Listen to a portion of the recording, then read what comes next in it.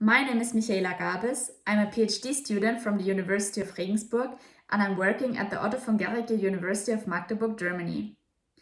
I am the first author of the manuscript entitled Hyperhidrosis Quality of Life Index, HidroQoL, Further Validation and Clinical Application in Patients with Axillary Hyperhidrosis using data from a phase III randomized controlled trial. Why did we do the study? The HidroQoL is a patient-reported outcome measure assessing quality of life impacts in hyperhidrosis. With 18 items in 2 domains, it is a short but comprehensive measure. In its initial validation, it showed evidence for excellent measurement properties for the assessment of quality of life impacts in different types of self-reported hyperhidrosis.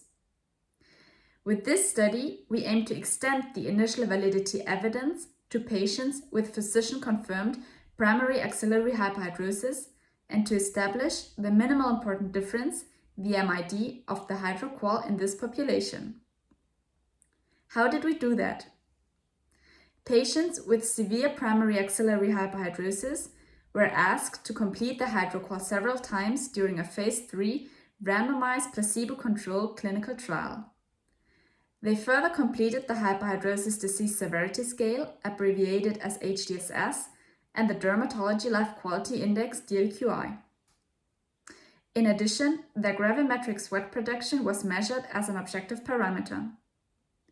Several measurement properties of the HidroQoL were assessed: structural validity, internal consistency, test-retest reliability, conversion and non-group solidity, and responsiveness. Furthermore, the minimal important difference was estimated using different approaches. The MID is the smallest difference in scores which patients perceive as beneficial. What were our main findings? All results were consistent with findings from the initial validation study. Thus, we could confirm the excellent psychometric properties of the HidroQoL. We proposed an MID of 4 for the HidroQoL total score.